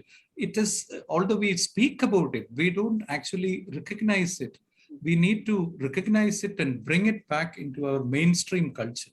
That's very so that we can, so that we can continue to hold it up. And that would be the saving grace for, recognizing the woman and recognizing the silence within nature. So these are angering points, and you have very rightly brought in this angering points. Thank you. Kanchan has something to say. One question. can subaltern speak? Can't hear you. Can subaltern That is another that is another anchoring point. Okay. Actually, sir, I don't understand what is the meaning of it. Can subaltern speak? Either they are marginalized or they are silenced politically and economically. That is the point. But they are valuable. They can speak. And only the subaltern, actually the word subaltern first used by Gramsci, if I am not wrong, ma'am. No. Antonio Gramsci, possibly.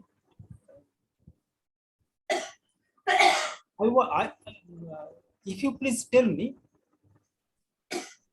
if we fail to reinstall the sacred feminine, very difficult to save the ecology. Any criticism by any writer or any critic or any thinker, actually thinking, sir, I was the one thing that is, I find the word mechanomorphic picture of the universe. And this technological words, when I enter inside a room, I find a television set, one almirah, one AC machine, and one dining table. These things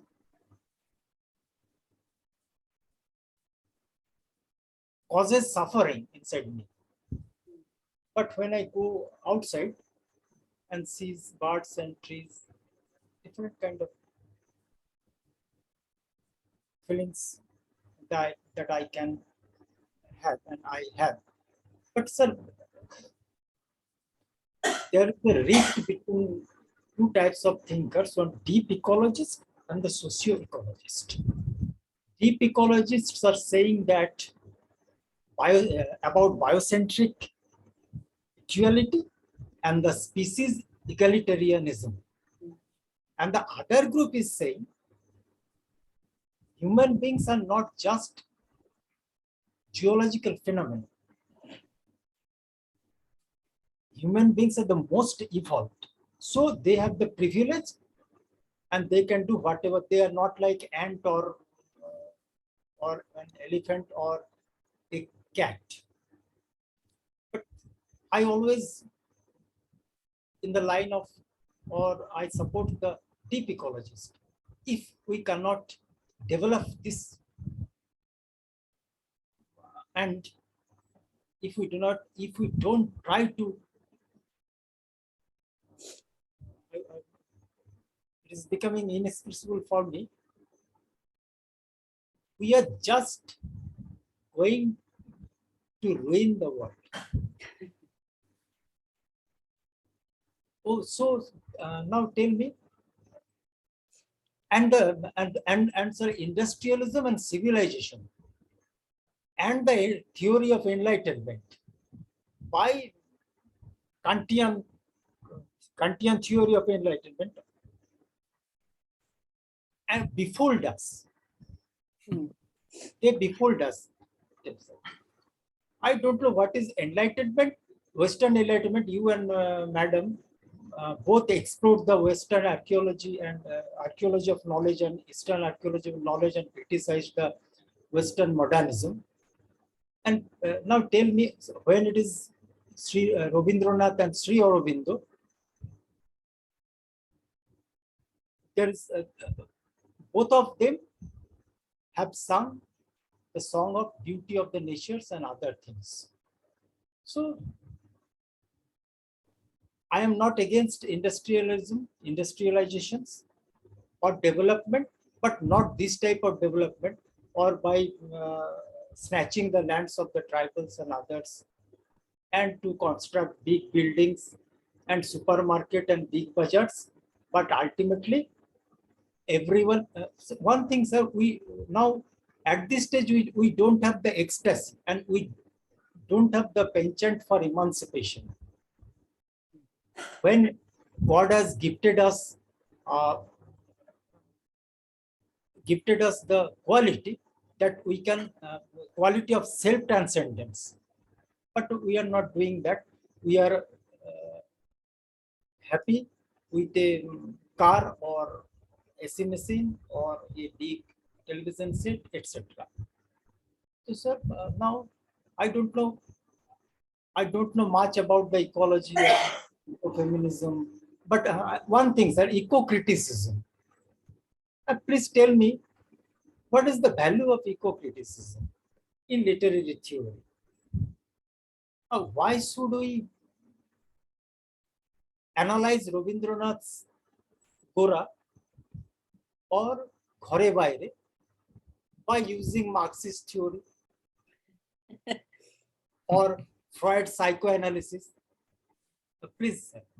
You know, I just want to, because Professor Murali mentioned Hegel, and nowadays I'm writing a chapter, and actually I realized how much, see, Aurobindo's temporality, sense philosophy, the time, why these works stand the test of time, because they don't see tradition, modernity as a break from the tradition. They in fact I find myself traveling deep into the nature in order, deep into the ancient, in order to sort of re-establish the Advaita, non-binary thinking. Because in fact, when I convened the conference and people were talking about Draupadi, these corrupted modern minds, and right, Professor Murali, you please add that, because it drove me crazy. I actually lost my temper, and I said, I like Vyasa's Draupadi. What the hell is wrong with you bringing Shashi Tharoor and some other really vacant minds, and you want to celebrate that, and you want to denigrate everything that is said about so this is getting to be very irritating, and to go back to what Sampriti, you were talking, I have met many across the world, many men who will talk rubbish about feminism and everything. They never show any real respect. You could be in their orbit, they don't even want to look at you and talk to you. Many traditional people who may not know feminism and theory and any kind of isms, but they are very, very, they honor you, they respect you, they talk with you, they don't talk to you, at you, but they talk with you. There is a big, huge difference between these two. You can be a wordsmith, on many fronts, but when you don't have the other, just not to sort of denigrate, Gayatri Di, but since I live in New York and I've had many encounters with her, she was a student of Paul de Man, right? And there was one of my colleague in an English department. She wrote a very scathing attack on Paul de Man, how much he was such a deceiving fellow and everything. And it was she was coupled with my teacher, Carol Emerson, who wrote the biography and who brought Bakhtin into the world. And the discussion emerged in my university. And unfortunately, the moment you talk about how bad Paul de Man was, it sort of goes into, it taints the image of Gayatri Spivak too. Because both temperamentally, and I've had many encounters with her, temperamentally and theoretically, the other does not exist in her system. Sorry, she's very, I'm giving a very but the other does not exist. It's like you don't exist. It's so she might write about it, but even at a theoretical level, that is not worked out, in ways that it ought to be worked out. So the point is, I'm just using this, I've read her works. I have immense respect for her sharp intellect, so don't get me wrong. But there is a problem. There is a problem in that kind of self-aggrandizing, world. And I read somewhere that even Mahashweta Devi did not, there was some breakout or something. I don't know. I could be wrong, so I'll leave it at that. But I think the problem with some of the academics is, and I see that even in India, neither is there old school of guiding the students and allowing, one of the fundamentals of Bhakti is that the author, even if it is your own creation, you have no semantic authority on your created hero. And in a previous conversation, that is embodied in Shiva himself. Because when his own creation, Kartikeya said, I will explain the significance of Pranava. There's a temple called Swami Malai in Tamil Nadu. Shiva kneels before his son to receive the lesson. So the creator is not, so I think that very nature of the relationship between the creator and the created has to be understood. So you do not have the authority to invade their consciousness. Don't trespass the boundaries, be it of nature or be it of another fellow being, human being. Don't trespass. Why do we celebrate so much of, whether it is Tagore or whether it is Bibhuti Bhushan Bandyopadhyay or Bhairappa, these texts, or Sri Aurobindo or Subramanya Bharati, they stand the test of time because their time was not linear. It is not the Hegelian time. It is a different kind of temporality where there is multi-chronotopicity, right? Multiple times kind of weave in. When that happens, you are not going to hit an impasse. The Western, we just did last week, I was in a conference on theoretical psychology. There is an impasse that you're hitting. You're with the same Hegelian, Kantian, as Kanchan very boldly pointed out. When you're caught up in that kind of a linear time frame, you're not able to make sense of the incredible diversity of the world and the complications, and the ethical dilemmas that we are facing. We are not able to solve them. Instead, we scream and the volume keeps increasing, but there are no solutions to the problems, right? So unless you bring in that Sukshma Dharma of Mahabharata, right, that in Sri Aurobindo's words, it outmeasures space and outlasts time. That is the exact phrase from, I think I apply it to Mahabharata, but I think it came in a different poem. But that's a very beautiful phrase. And it says quite a bit about the temporal, temporalities. So I'll stop there. I'll hear from other. I think this Nabnita seems to have her hand up for quite some time, whether it was by mistake or whether she has a question. You have to unmute yourself.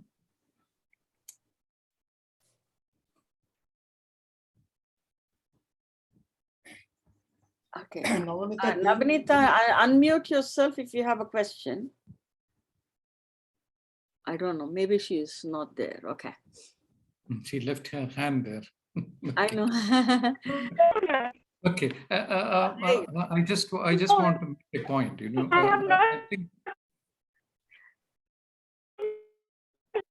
I think we can't hear you, Navnita, if you're trying to unmute yourself.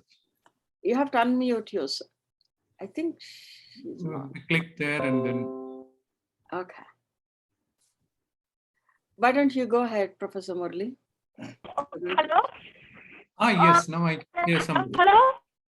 Yes, we can hear you. Can you hear me? Yes, we can. Yes. Yes, ma'am, I am listening. Oh, you're listening. Okay. Okay. Okay, I think she got cut off. Okay. Go ahead. But Professor Lakshmi, you have you have answered these questions all these questions together in a very higher level. But I don't know whether I got Kanchan's question properly. You were asking me the relevance of deep ecology or the relevance of eco-criticism. I didn't get that point at all. You were asking what is the difference between formalism, structuralism, post-structuralism, historicity, or something like that. And then you talk about semantics and semiotics, and alongside you are using eco-criticism. Is that what you are trying to say? Yes.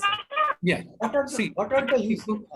Eco-criticism or ecologically sensitive criticism has its own history.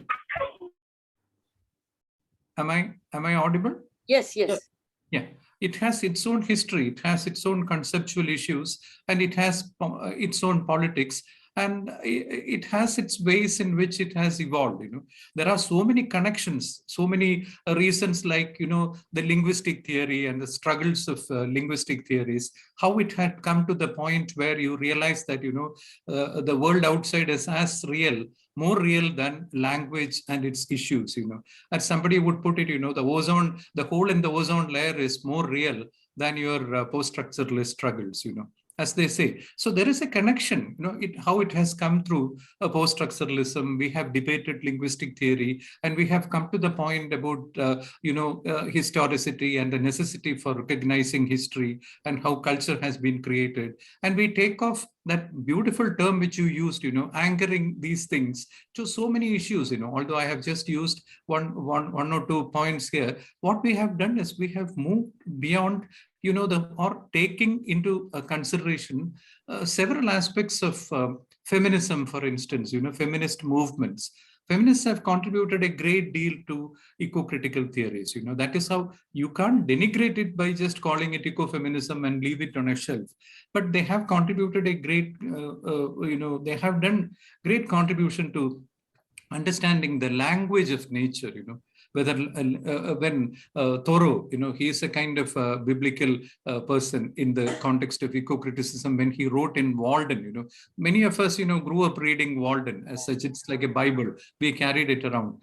Thoreau has a magnificent point in a section in Walden where he says, where I lived and what I lived for, that is a kind of, oft quoted text. He says, I went to the woods, of course, they mean the woods means maybe jungle, you can call it Aranya or wherever it is. I went to the woods because I wished to live deliberately, to friend only the essential facts of life, and not when I come to die, realize that I had not lived.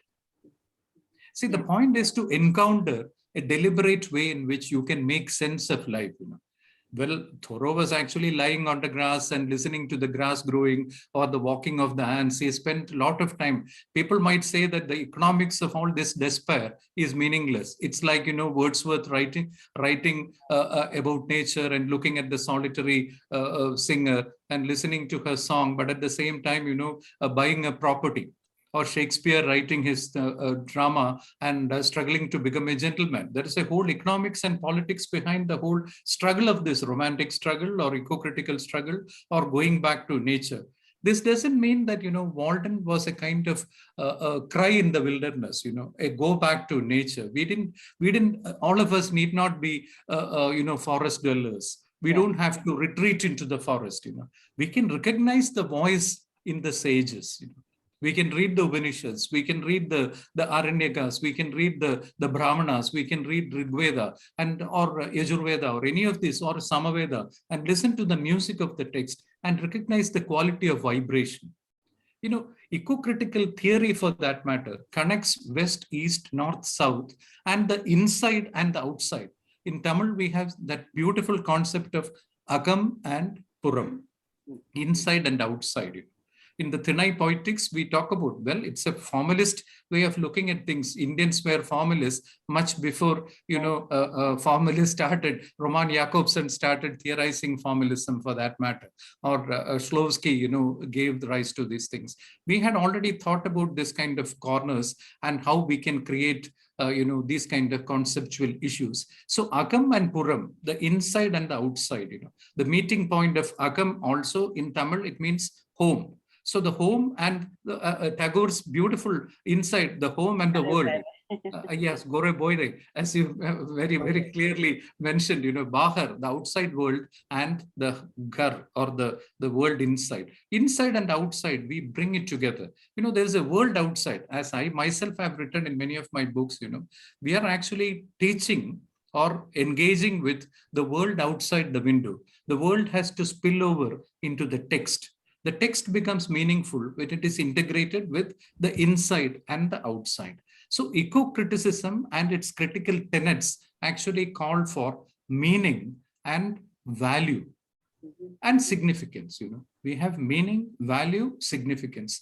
These are all concepts which we have borrowed from many things. Post-structuralists talk about meaning, the meaning of meaning. You start from that level. Structuralists also talk about the meaning of meaning. And then we go beyond that and we try to look at values. We are reinstating values at the heart of life. Many of us who study literature, philosophy, and sociology are sidelined. We assume, what is the meaning of all these things? Ultimately, we become alienated from the text. But eco-criticism calls for a value, a self-value. You are important. The text is important. The world is important. The author and the reader and the meaning, the entire connection of the whole world, the meaning of the whole world is there, which we can actually connect. The triangle of meaning, the trigonometry of meaning is meaningful. And we understand through a kind of, sympathetic vibration. Sympathy is not a simple thing, but compassion. Lord Buddha's compassion, I will not step into nirvana for my own self-interest until every living thing, living and unliving, non-living in this world comes with me. So that selflessness, where we actually value things not for myself, idam na mama. In the Brahminical order, we talk about either come here, not for me. Nothing is for me. So I lose myself, the sense of myself. That is why I spoke about, the breaking of boundaries and the breaking away of binaries. We recognize that this is not for me alone, for the entire world. People might call it differently. Vipra Bahuda Vadanti, they may, but Ekam Sat, the truth is just one. You might call it differently. Difference and vitality at the heart of being, inside and outside. The unity of inner and outside in terms of compassion. To quote my own words, I have written, passion and compassion become the meaning of eco-criticism. We recognize passion, and at the same time, we recognize compassion, which is at the heart of everything. So ecologically sensitive criticism tells us to understand each other, to vibe with each other, to sympathize with each other. At the same time, not to be, we are not mocking at anybody. Nothing is devalued. Everything is revalued. And it becomes valuable. That is the whole concept. I'm glad that, you raised that question of why eco-criticism. We need eco-criticism because we need nature. Otherwise, we are not here at all. Right? Thank you. Just a very brief point in continuation of what Professor Murali said. Ancient literature used the bodily topography to capture the universe. So the body itself is a microcosm of the universe. So in that process, we learned both about the celestial bodies and about our own bodies. And that to me is also kind of an criticism and because the body, unlike the Cartesian model of body ferreted out of our system, we divinize the body. We are very earthbound, and that to me is the lesson in Life Divine. That you are divinizing, you are trying to sort of understand it. So that is sort of very critical in this whole exercise, I think. Right. Go on. And sir and madam, both. This is movements with the cosmic dances. Or today I was reading, sir, Your Moonrise, the poem from internet. So if I apply during reading any chapter of this book or your poem Moonrise, sir, if I use any concept taking from Derrida or Deleuze, I want to know whether this application will enrich my reading or become obstacles in understanding the text. Any chapter of this book, or today I was reading other poems also, this widens consciousness. But while using all those theories, I think becomes obstacles. If you please clear the points. Yeah, that's something which many people have asked me. In several students over the years, they have always said, "Sir, why do you read a beautiful poem or give us a good story or ask us to read a novel and then ultimately try to apply some theory on it, like using a kind of axe or something and break its beauty?" But I don't think by applying a theory or trying to read or untie a text, you are losing its meaning. In fact, it is only enhancing the way in which, a text is opened up. Umberto Eco, the Italian thinker, the magnificent thinker. Eco, right? Eco, yeah. Eco had come to Oh, Pondicherry. Eco Humberto. Yeah. Yes, Umberto Eco. He came to Pondicherry. In fact, I was so surprised when I had a very short discussion with me. Fortunately, I was just called to have a small, conversation with him. And then he was so well read in Abhinavagupta. Yeah. And he knew about Anandavardhana. And he was telling me about Dhvani theory. And he was asking, about ideas of rasa. And he was so conversant with, these ideas. Umberto Eco has a whole idea of, open text and closed text. Any text which becomes valuable, we call something classic because it's an open text. The context itself becomes open. It is, you can apply anything. Lots of, Sri Aurobindo scholars have stood up and said, "Sir, you're trying to bring in all academic nonsense to Savitri. It has to be read in the silence of the soul." Well, you can read it in the silence of the soul. I never say no to that. But if you know more about the book, Sri Aurobindo himself would not have stopped me. He would have said, "Go ahead, learn, open up." He always talks about, opening up a text. Everything is, you will be amazed at the kind of, questions that people have asked Sri Aurobindo. If you read his letters, lots of conversations, bits and pieces. K.D. Setana has edited it. Lots of other people, Nirod Baran, his humor in Sri Aurobindo. The kind of questions that people ask, he takes everything seriously.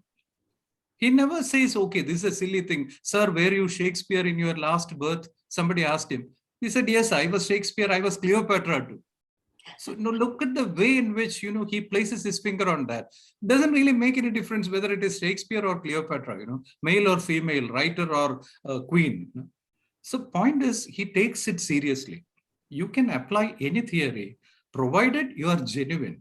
I don't know whether the concept of, sincerity, something sincere, with all sincerity, if you apply any theory, and if that theory itself is genuine, then that reading will be valuable. You will certainly be enriched for that matter. So a good text need not be afraid of being applied with a theory from outside.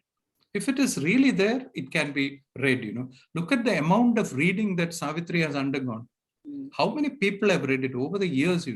People have been reading it and interpreting it, and students have read it, scholars have read it, teachers have taught it, and even Transformation, for that matter, that sonnet which Madam had, Professor Lakshmi had read, that sonnet has been taught in the textbook as a textbook for so long. Lots of students have written about it. They have analyzed it, and with reference to context, they have written essays on that. Still, that significance of that poem has not deteriorated.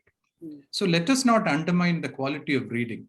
All theories, worth their salt, are valuable when they are applied to a classic text because it becomes open. But would you, just to add another point, I've actually taken classes with Derrida, but he evades me. I can't get him. But that's not the point. But if theories are tools, right, in order to open it up, it's good.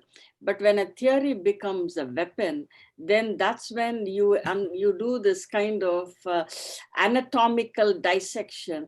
Then you're tearing the text apart and taking the meaning away. Yeah? That distinction needs to be sort of, and certain theories or certain texts lend themselves to certain kinds of theoretical models.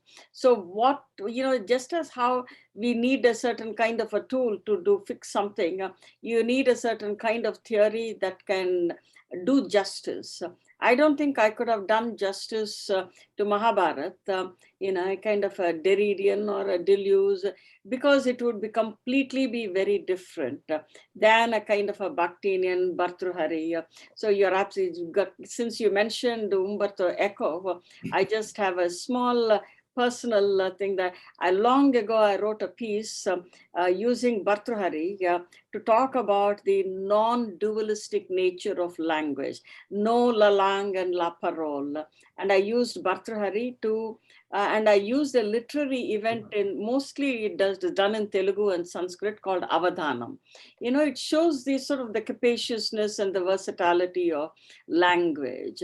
And that was published in a semiotic journal that was read by Umberto Eco, and I feel very thrilled about it. And he even wrote to the editors that was a very good piece because this even in philological issues, see, that is where I think the flow of language.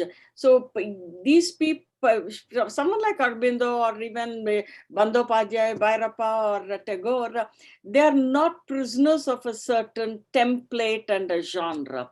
They play with genres.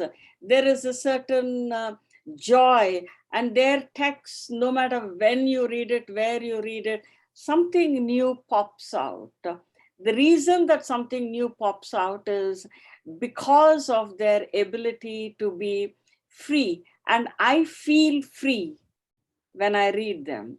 And just to make another point about Bhakti, one of the reasons that I so admire him is they were not these academic empire builders. So these people suffered immensely and wrote in the privacy, but they give you incredible insights into the interconnections between self, the text, and culture and history in ways that others who have a vested interest in order to maintain their position in universities do, because there is a certain, it's like listening to chamber concert, one-on-one, listening to a concert.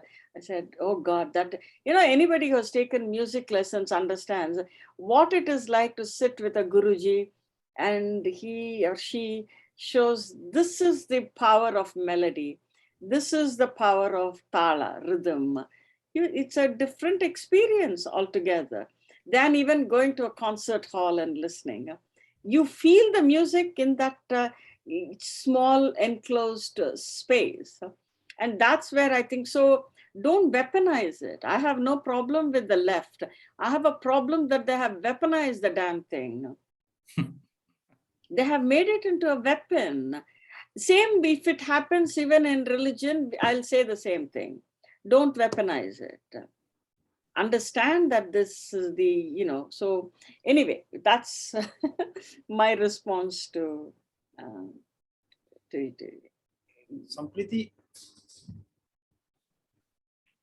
Sampriti, তুমি কিছু পড়বে কি? Kanchanda, you were saying that you would read a bit from ma'am's book. Sir, one thing, একটা কথা, sir and madam, in our office, one group D staff, he was in consolidated pay. He sued a case in Kolkata High Court. that I have to give notional benefit from 1996 year and actual benefit from 2006. The case was in the year 2020, and one single division bench judge gave a verdict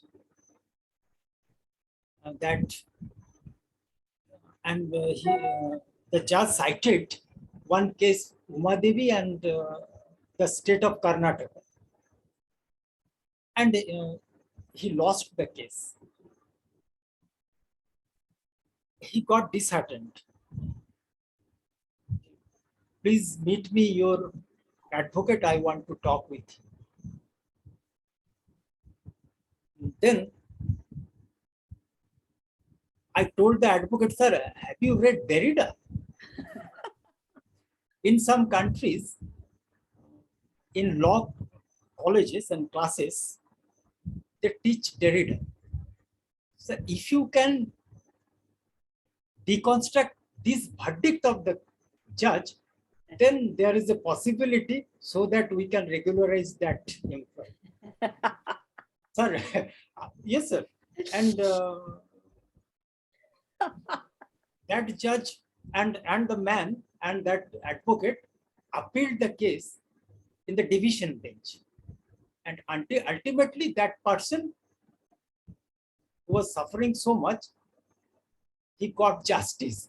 So one application that is, sir, in law, I find Derrida is very good, sir. I have tested it. This is interesting. Very This is absolutely interesting. Yeah.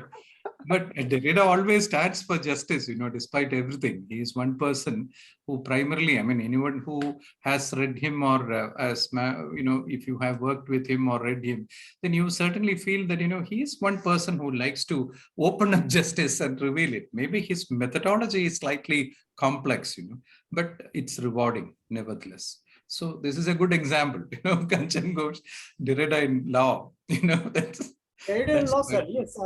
I was reading the verdict of the Judge Amrita Banerjee several times, and I was trying to find the loopholes. It was very difficult, but I said that, sir, have you read Derrida?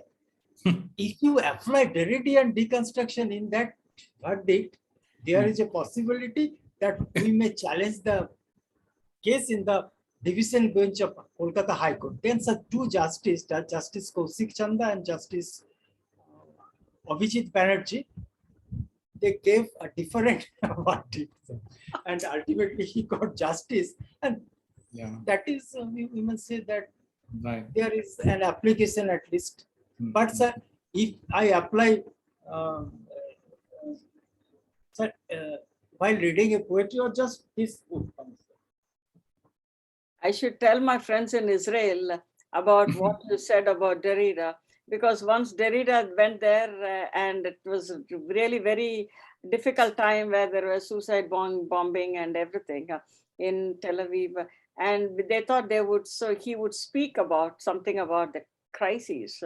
Instead, he went off into this really gay language game and ground realities of bombing and nothing special. So I have friends there who are actually angry with him. But what is this? The hall was jam-packed, hoping that he would say something to a very troubling kind of conflict. But he did not. So it's good to know that somewhere you have applied and gained justice, because my friends who were quite devotees of Derrida were very angry, and then so. But if the context is changed, then we'll get we can have a different phenomenon. I'm read, sir, one from this book, sir. The tiny village of Turchen is on the southern side of Kailas Peak, practically at the foot of mountain. In Tibetan, Dar means Dhaja or flag, and Chen means big, hence Darchen. Means a big Flagstaff of the nature shrine. From the compound of our guest house, one got a close-up view of Kailas without the hindrance of other connecting hills. It felt like being in one of the outhouse in the side yard of God's mansion. I drifted in and out of my room frequently to catch a glimpse of the mountain at different hours, trying to adjoin mortal times with timelessness. No matter what the hour was, spiritual beauty illumined the atmosphere. At late afternoon, when the sunshine was at its brightest, the mountain presented itself as Himadri, the golden peak. And as it started cooling down, it showed its silvery face, Rajatadri, the great time synchronized with the beat of passing time, creating a continuum between the mortal soil and heavenly space. At each hour, a different mood, but always in perfect harmony, the most beautiful and enduring partnership between the creator and the created. Each time I stepped out of my room, I, I stared at the mountain, amazed at its splendor. I would often stand there in a catatonic stupor, practically arrested in the supreme gaze, without any desire to be released from this kind of incarceration. With the passage of time, the reverential fear experienced earlier slowly transformed into familiar ease, comfort, and natural bonding, feeling drenched in the calmness that prevailed in the atmosphere. I knew I had to rest my body in preparation for the Kora that is to begin the following day. I slept peacefully, clutching the feet of the great dancer with my mind, body, and spirit in proper alignment. Very beautiful job. Thank you, sir. Beautiful, beautiful. Thank you so much. Thank you. So, Professor Murali, what an honor, right? Two our conveners, she read your poem and he read a passage from my book. What can be greater honor than this? Amazing. You know, so thank you very much. Thank you. Thank you very much. Thank you, sir. Thank you. Stay well. Thank you, sir. Thank you, ma'am. Thank you, everyone. Thank you. And, Thank you, sir. Thank you, ma'am. and remember to give us the link so that others can also listen to this discussion. Yeah, which I will. Yes. But the moment we finish, stop recording, generally within an hour, I send it to Kanchan. Right. So that can Okay, be ma'am. shared. I'm sure that we will Good night, stay. sir. I don't know, Right. ma'am, what is the time in New York? Possibly 1 Probably p.m. 1:30. 1:30. Yes. It's only Right. afternoon, so no big deal. Early afternoon. Yeah. Ma'am, I will get back to you with that for that discussion about Arunok, and I had a few things to say, but we don't have time, so maybe we will meet That would be again. lovely because I was hoping to hear from you since you're so passionate about Bibhiti Bhushan Bandyopadhyaya. Just a Madam, one last thing- remark, because yesterday I was telling one of my friend Arindam Chakravarti, and he was giving a talk on Shiva, and so even in the cosmic dance posture, one foot is firmly grounded and it stands on the apasmar, the desire, and the other one is dangling. So the one that is not on the ground is the one that shows all the innumerable possibilities. So that posture itself, Nataraja posture itself, is the kind of link between the earth and the other one is the Mukti Marg, as one would say.